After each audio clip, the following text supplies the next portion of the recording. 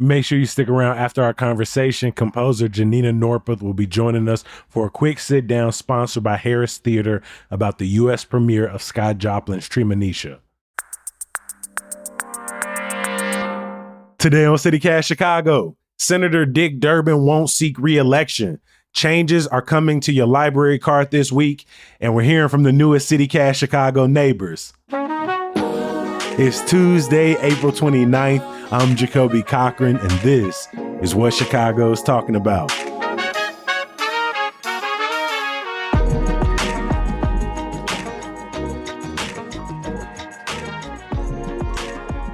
Joining me in the building, executive producer Simone Alicea. How you feeling, my friend? How was your weekend? Hey, I'm all right. It was pretty good. I got out, I stayed home, did some painting. It was a nice little weekend. What about you? Over the weekend, I finally got to see Bus at the Goodman, and it surpassed even very high expectations. My homie Cecil Bletcher, who plays Trent, gave an outstanding performance. Renika Williams-Bletcher, who plays Crystal. Two standouts, Caroline Clay, who plays Retta, and Ivan Cecil Walks, who plays Booby. Like, they were going like back and forth for who was going to steal the most scenes throughout the entire play. Overall, shout out to the cast. The entire production was beautiful. And so I'm gonna see it a couple more times before it's gone. But after hyping it up for what felt like the last 7 weeks, I'm glad that I can report it was great, and not just because my homies was in it. I love that. I think it's great. We love getting out to see some good theater out in Chicago. Every single Tuesday, I like to sit down with the producers to kind of go through some news we want to talk about. But before we get into the news, we got to talk about this CityCast Chicago Neighbors mug. As folks have probably heard during this spring membership campaign, anybody who signs up at membership.citycast.fm is going to get this shiny, brand new CityCast Chicago Neighbors mug. If you've never signed up to become a CityCast Chicago member, this is arguably one of our best pieces of merch to this point. I love it. It's a sort of diner style mug. I don't know about you, Jacoby. I have really strong opinions about mugs. I think, right, you want the mug to be a little thick so you can hold it when it's got your really hot liquids in it. You want it to have a really solid handle. You don't want to feel like it's going to break off when you're washing it, when you're putting it in the dishwasher, whatever it is you're doing with your mug. I just love a really like classic silhouette look. And so the diner style, you've got the new CityCast Chicago Neighbors. Like, Neighbor is the new name for our members. And so we've got a new design, a new logo for that, with our beautiful CityCast Chicago blue. And so, yeah, that I'm really excited about it. What are you putting in your mug? Oh, that's a really good question. Probably, I was going to say a little hot toddy, maybe a little whiskey and some herbal tea, but it's probably going to be just straight tequila. No, you're just putting straight tequila, no ice in your mug. Straight tequila. You drink tequila out of a mug? Straight out of the mug. Hey, it's my birthday tomorrow. I'm getting it started early. You know, honestly, I can respect that. I think I was really gonna go. I drink 1 cup of coffee in the mornings. I love some herbal tea in the afternoons, the evenings. Recently, I've been drinking this lavender mint tea that I cannot stop raving about. So that is what's going in my mug. But I think just how pretty it is, how nice it looks, how it'll feel in your hands.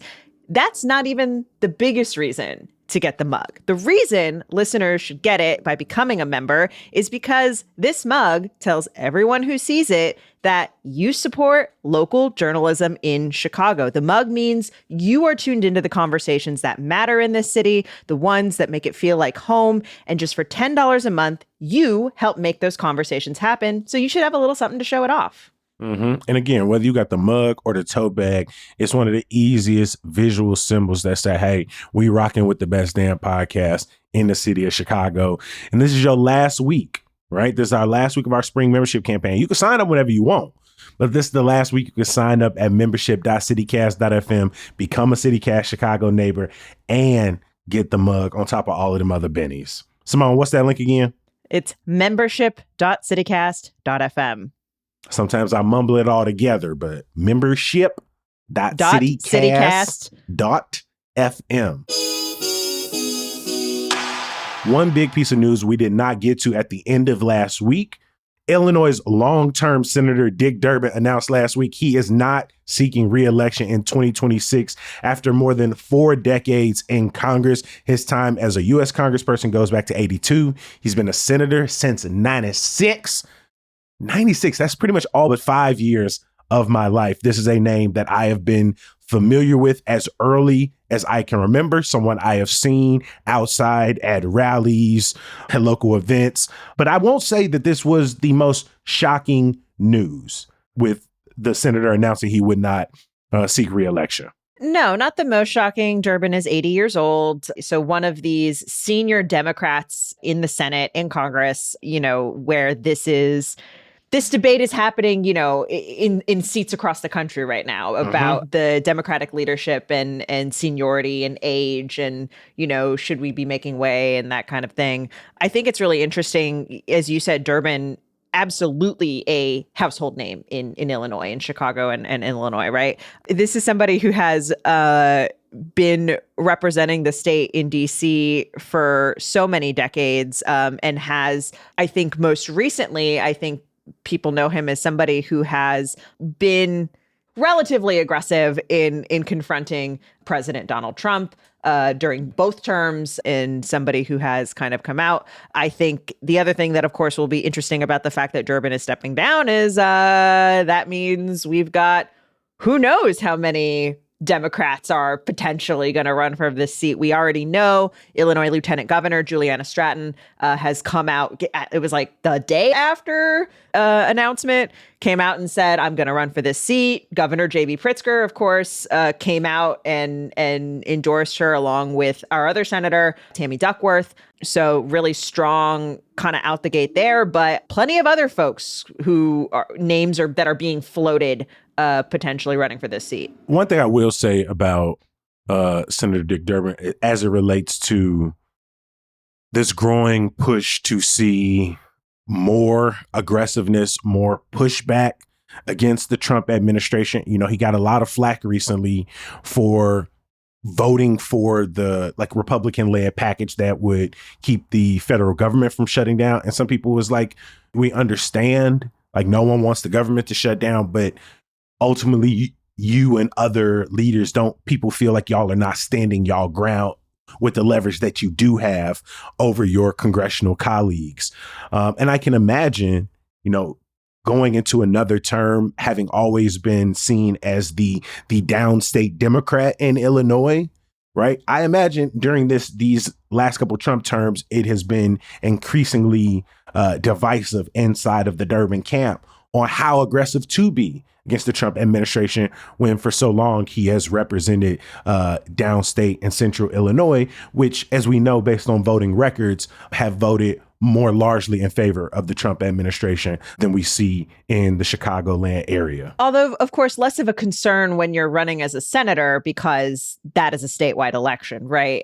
Very different from the House. More or less, I mean, how he tonally talks about the administration and sort of understanding that, again, a lot of his bona fides are amongst people who are not so consistently blue. I suspect that has changed a lot in his, 4 decades in DC. Both, I don't know how much change there was between, the time where he was in the House of Representatives versus the Senate. But the difference between downstate, sort of the Republican Party in 1996 versus the Republican Party of 2016, the Republican Party of 2024, I do think there is a really big difference. I suspect that has something to do with sort of his disposition and approach as well. Some of the other folks who have been who might run for this seat.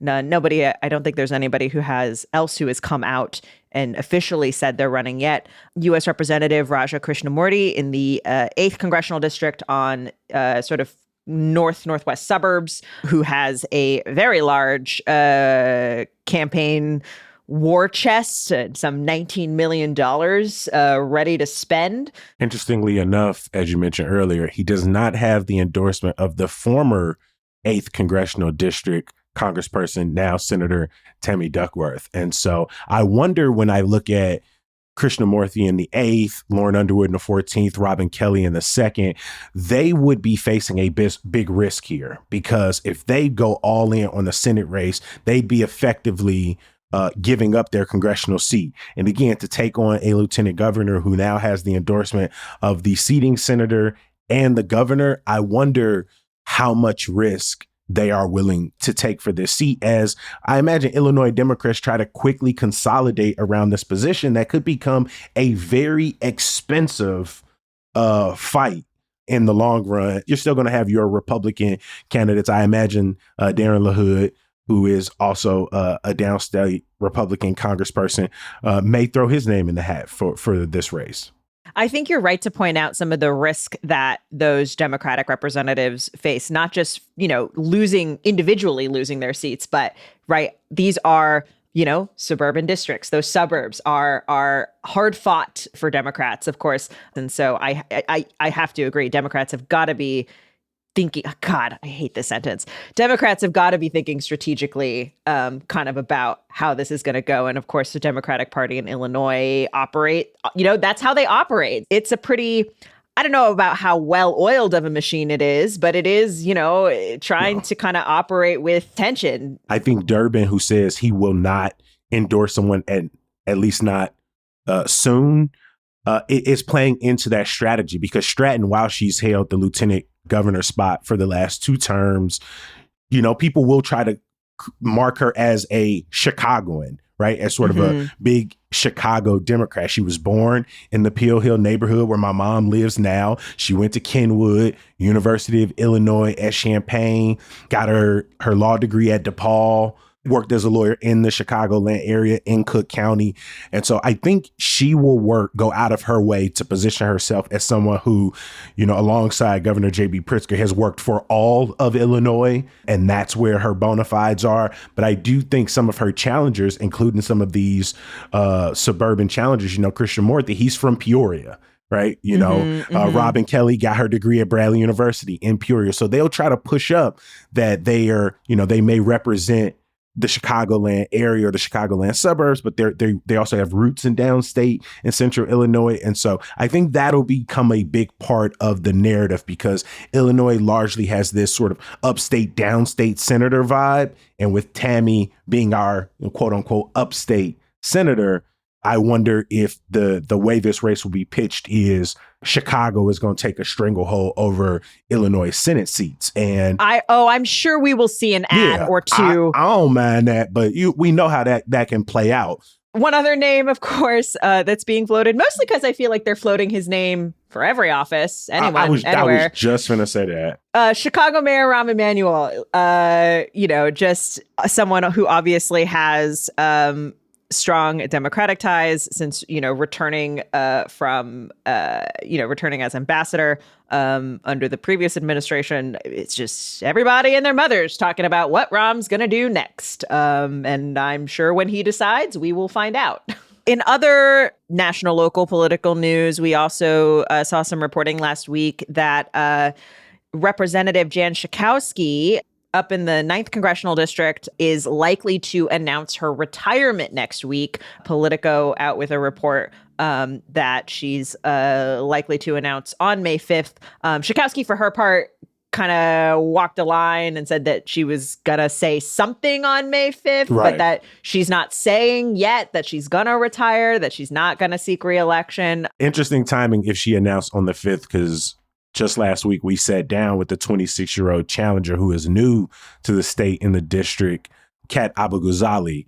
At the time, even in the conversation, none of us knew if Jan was going to make this announcement. And at the time, Kat seemed like the most vocal opponent. But I imagine over the next couple of weeks, others will start coming out of the woodworks. Axios already started floating some names like Evanston Mayor Daniel Biss, State Senator Laura Fine, as well as Bushra Amiwala, a 26-year-old local school board member. And so Kat definitely, even in the conversation, had a sense that whether Jan announced or not, that other people might start to push up against Schakowsky. And so it's going to be really interesting seeing these 2 long-term Illinois politicians, if Jan chooses to retire, We are going to have some competitive midterms, which doesn't always happen in Illinois. Both obviously competitive in the primary as we see Democrats face off, particularly as I think about that 9th congressional district race. I think the primary is really going to be where we see lots of different people.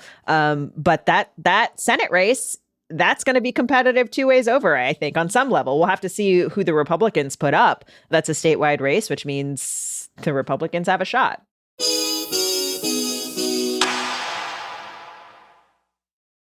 All right, are you ready to win Mother's Day and cement your reputation as the best gift giver in the family? Well, give the moms in your life an Aura digital picture frame preloaded with decades of family photos. Seriously, I've already given it to my mom. My partner has given it to her mom and her grandma. I've got one at my house for my damn self. Some of my favorite features are how easy it is to set up. I was able to upload all my mom's pics and a couple 30-second videos without even opening the gift box it comes in. I was able to create a shared album right on my phone that me and my siblings can all contribute to from across the country, and with the unlimited storage, we never run out of memories. So, if you're in need of a gift, look no further than Aura's industry-leading digital frame. Now, you know I didn't mention all of that just to not throw you a great Aura Mother's Day deal. For a limited time, listeners can get $35 off. Yes, $35 off, plus free shipping on their best-selling Carver matte frame when they visit auraframes.com. That's AURA frames.com. Enter that promo code CityCast for your discount. Hey, make sure you support the show by mentioning us at checkout, and remember, terms and conditions apply.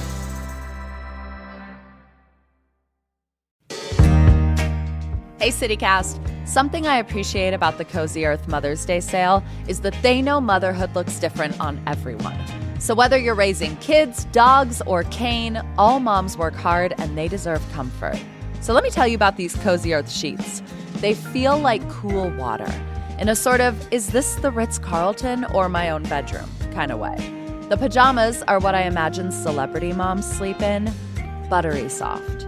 You're looking for the right gift because the women who raised you feel like home, and they are going to love Cozy Earth bamboo pajamas, and I know this because it's 3:24 p.m. and I'm still wearing mine.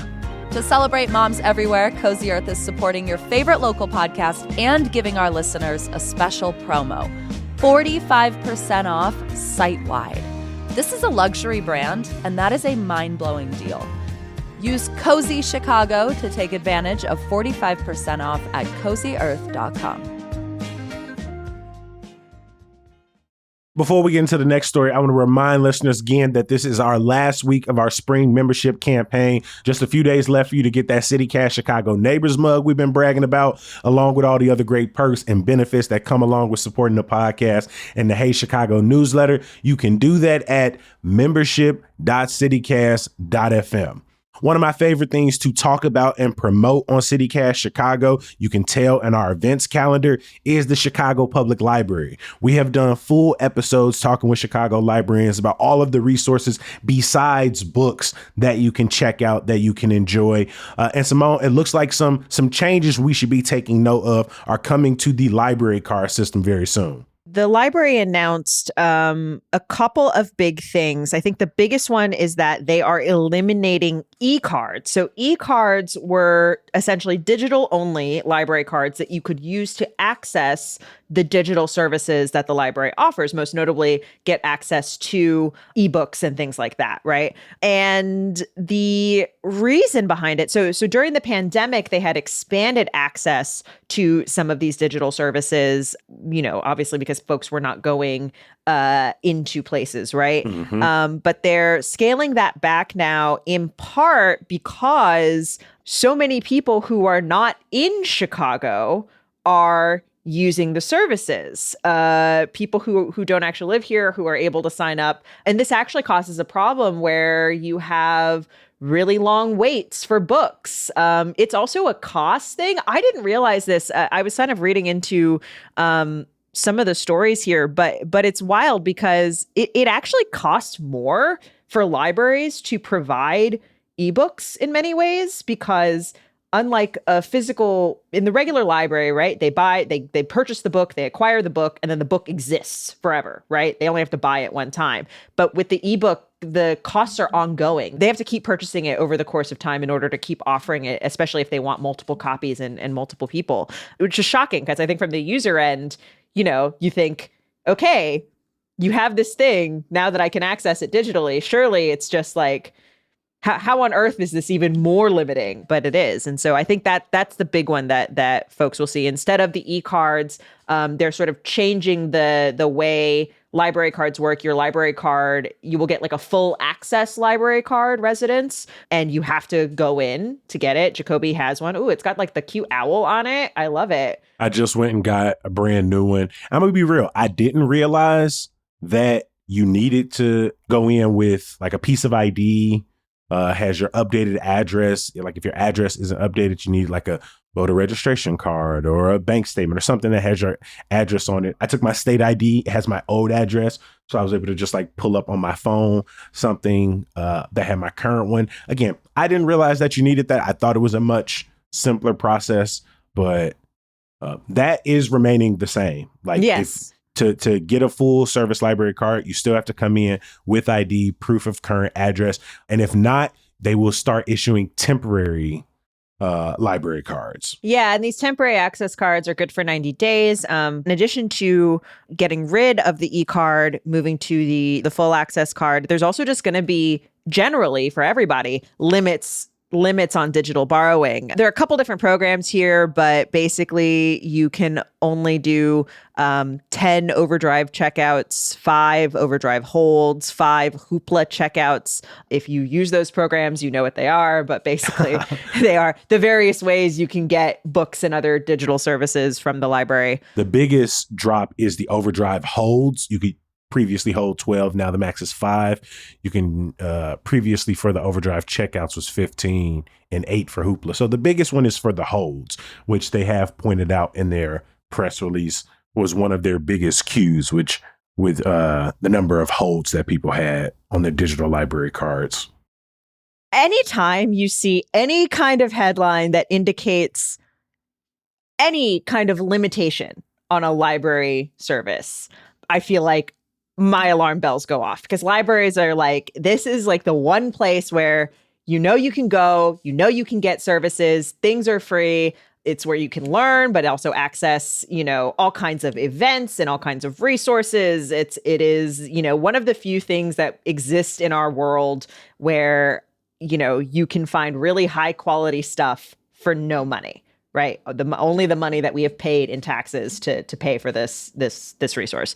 In one story I read, somebody from the library described it as, well, it's not really a limitation. It's better serving, Chicagoans. We have people from all over the world, all over the country who are accessing this stuff and making it harder for Chicagoans to access this. This concept of like why it's so expensive and difficult for libraries to sort of supply digital books, ebooks, and stuff like that. To me, that seems like a more fundamental issue that, again, I had no idea. I had no clue how kind of wacky and expensive and, it reminds me of how we all used to own music and now we stream the music, so we don't own the music, so the music can just go away at any, you know what I mean? It's just that, it's my old man yells at cloud, like, why can I not just have this thing on my computer? Why does this require like renewing and paying over and over and over again? Like, it just seems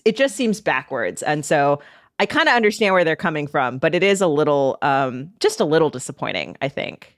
If you want to transfer your holds from overdrive, you'll need a full access card. And if you have a temporary one, you can't get access to the digital museum passes or the one Wi-Fi hotspot kit that you're allowed with the full card. And so it also feels like there is maybe potential here to bring people into the library more. Especially since you do have to go in to get that full access card. You can't do it online, right? So you do have to get into a branch to make it happen. Before we get out of here, every once in a while on these conversations, we like to open up our mailbag and hear from some listeners. It's mail time.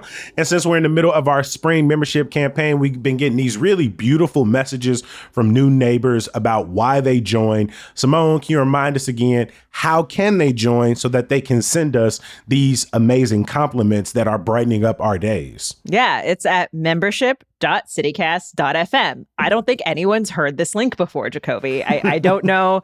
It is maybe the first time ever that we have said this. Of course, when you join, you are supporting CityCast Chicago, helping us continue to do this great work. And it has been so lovely to just see this influx of names and new people joining this community. I really want to shout out Jill D, who joined, I think, just over the weekend, who wrote, when asked why did they join the membership program, they said, because who could say no to Jacoby, which is true. My mama, Jill, my mother, Taylor, Simone. Like I got a long list for you. But Jill couldn't say no. Jill goes on to say, but for real, the opportunity to meet other Chicagoans across the city who you might not otherwise meet as part of your daily routine at neighborhood CityCast events would be great. Referring there to the fact that when you become a member, you get invites to members-only events. It's going to be really cool. We just did one earlier this month. We did an event around our 1,000 Things We Love About Chicago, and it was so cool to see everybody talking to each other and making new connections and making new friends. And it was all just like a bunch of people who love Chicago talking about how much they love Chicago. It's just such a good time. We're going to do more of these this summer and moving on. Jill also says, additionally, I have lived here for 10 years and have never felt more like I belong here than after listening to an episode. I also teach part-time at DePaul and have used episodes in my classes as part of my teaching. And now I have an ongoing list of places to eat and events to go to as a result of listening. Excited to be a new member. I got to know what episodes that the kids are hearing. What are the students hearing? I really hope it's parking meters, Cabrini Green, footworking, and gospel music. Anytime somebody tells me that they're going beyond just putting other people on, but like using us as a teaching tool, that is really cool to me. When I was on Daytime Chicago on WGN a couple of weeks ago, the host, Tanya Francisco, said this thing to me where she was like, someday CityCast Chicago will be like a podcast of record, that when people think about the city, both in the present and in the future, we will be one of the resources they go to. And so anytime I get this reminder from someone like Jill, who is like, I am using this to not only teach myself, but to teach people about the city of Chicago, and the thought that people will be doing that for years to come it's really cool. Because even as a teacher, I don't use CityCast Chicago directly to teach it. So I need to start doing that. Another member who signed up recently during our membership campaign at membership.citycast.fm, Jacoby H says, I've learned more about Chicago in the last few months of listening to CityCast than I have in 7 years living here. I joined to support local journalism and become more engaged in my city. I just love that we've got Jacoby showing Jacoby some love. This is not you, I suppose. We should clarify. It is not me. This is Jacoby with an I. But love that they joined. Love, and I think the learning about Chicago is so key. It is so easy to live in a place and just kind of like, you got a lot going on. You've got you got groceries to buy, you got kids to take to school, you got a bus to catch. Like everybody's got stuff going on, and it can be so difficult sometimes to kind of look up and connect with the place and what is happening outside of your day-to-day. It's my business to know Chicago and to know it really well and to learn everything about it. And I forget how much of a privilege that is often, just to have the time and dedicated space to learn these cool things. And I'm so glad we get to share at least a little bit of that through CityCast Chicago. And your support as a member, it makes sure that we can keep doing that. It takes a lot of work, right? We spend 8 hours a day doing this. This is a full-time job. We are not randos in a closet. I get that a lot when I tell people I produce a podcast. So this is my full-time job. We've got equipment, like we've got microphones and sound equipment to pay for. We've got a whole team behind us who are doing this thing. And, that costs money. And so that's why we come to you a few times a year and we're like, hey, if you got it, could you spend $10 a month to support this work? We know it's important to you. And if you can, we'd love if you could support it. Again, that's membership.citycast.fm. Philip M. joined the membership program and said, I love starting my morning with y'all. Your podcast makes me feel informed, inspired, and excited to live in Chicago. And I appreciate you showcasing with every episode the million things that make Chicago the best city in the world. And selfishly, Philip, I feel the exact same way. Before I started this podcast, I was content with my Chicago sweepstakes stand and my favorite bar to go to and my favorite mutual aid group to donate to or volunteer with and my favorite open mics. And I thought that was Chicago in its entirety in a very arrogant Chicago-like way. And I think the coolest thing this podcast has given me outside of all of the new information is it's shown me 1,000 other versions of the exact type of life I was living in neighborhoods that I had never visited and with parts of the arts that I had never explored. And now it feels like I carry, a million different versions of Chicago in my head all at once. I am so grateful to see this many vantage points of such a dope city. So to all of the neighbors who have signed up last week, we really appreciate y'all, especially y'all who've taken some time to write us a little something. Absolutely. Of course, when you sign up, there are perks. We've mentioned a few of them. We've got the mug. CityCast Chicago Neighbors mug. We got the invites to members only events. I also want ad-free listening. Ad-free listening, highly underrated perk of becoming a member. Let me tell you, it is the number one reason that I support podcasts that I listen to. It's because I don't want to hear the ads. Look, I produce the ads. If anyone needs help setting up their ad-free feed, let us know. But it is, I think, an underrated perk here. You also get an exclusive email straight to your inbox with a preview of all the best events happening in Chicago, curated by the one and only Emmy Mack, our newsletter editor. And so just a lot of stuff going on. We also are offering a new benefit for members who join during this campaign, where you'll be able to shout out neighborhood businesses and organizations, people who are doing really good work or who just make a really good sandwich, whatever it is that you love about them. Lots of benefits. You're joining a great community. And again, your favorite podcast will be extremely grateful, which has to feel good too. So again, membership.citycast.fm. Hey, if you're still on the fence, the least you could do is join me in thanking our executive producer, Simone Alicea, for being on the mic today. Hey, thanks, Jacoby. Next up, we have a quick conversation sponsored by Harris Theater with Janina Norpeth. Janina, I really appreciate you making time for CityCast Chicago today. Likewise, great to be with you. You are a two-time Grammy nominee, a violinist, a composer, and the co-arranger and orchestrator behind Scott Joplin's Treemonisha, which is playing at the Harris Theater. For folks who haven't heard of it, can you describe what is Treemonisha and why is Scott Joplin's original opera such a big deal? Why did he spend the last years of his life trying to get this thing up? Well, a lot of people might be familiar with Scott Joplin. He is probably the most well-known ragtime composer. I think everybody probably at least has heard The Entertainer or played it studying piano growing up. I know I did. And he's, really pioneer in terms of the music of ragtime. And what a lot of people do not know is that he was also an incredibly accomplished classical composer and actually wrote quite a bit of classical music. And sadly, people don't know because a lot of that music did not survive so that we can play it. Publishers, because he was Black, would not publish his music. And so a lot of those scores were just lost. Treemonisha is kind of a culmination of his life's work. It was a passion project for him.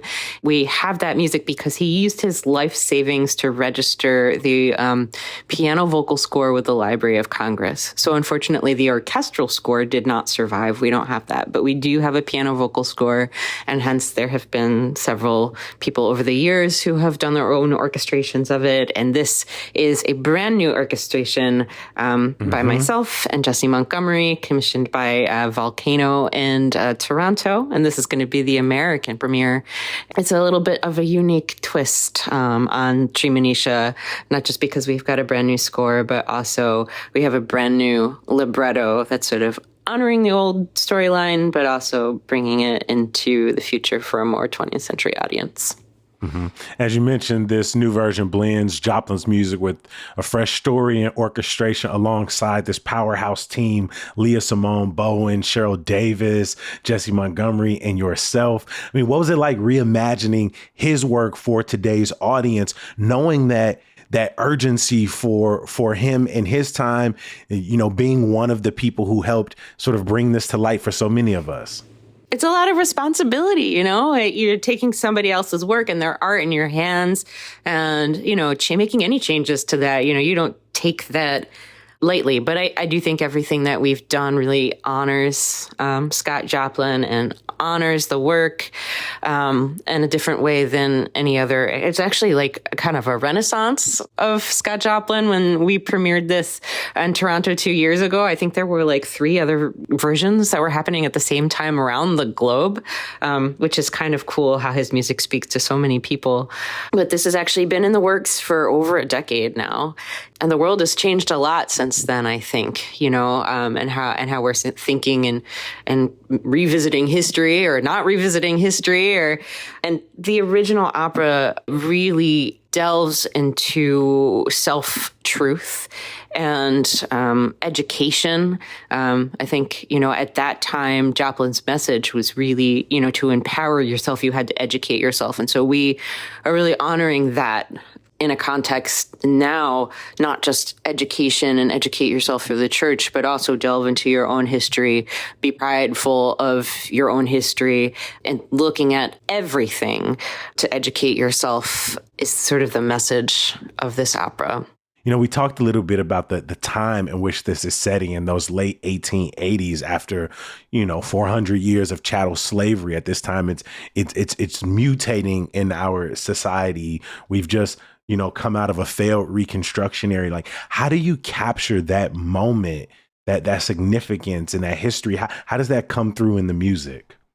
Joplin gave us the blueprint again. You know, he lived through that time. He was born into that time. And, you know, the evolution of ragtime as a musical form, it's coming out of African music. It's coming out of the music that was brought here by the people who were taken from their country, right?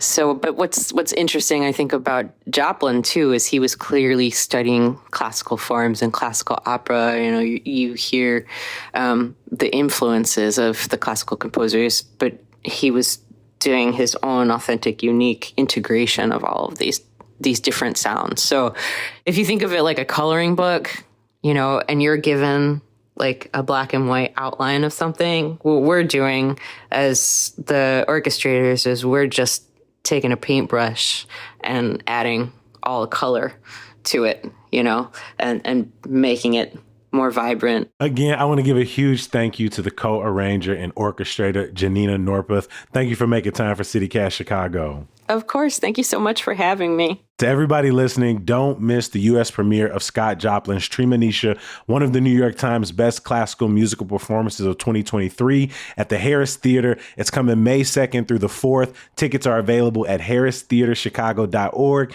Again, Janina, thank you so much. I appreciate you. You're so welcome. Thank you.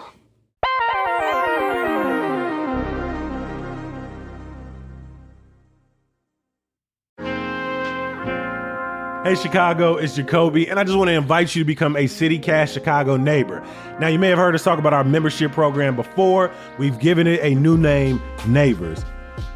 Because being good neighbors and exploring neighborhoods are at the very heart of what CityCast is trying to do day in and day out. I don't know about y'all, but good neighbors throw some on the grill, they invite you over. We remind each other that the local farmers market is still going, check in to see if they've seen the most recent missing dog picture. And me personally, when the delivery driver just scattered the packages everywhere, I take it upon myself to organize them in the mailroom.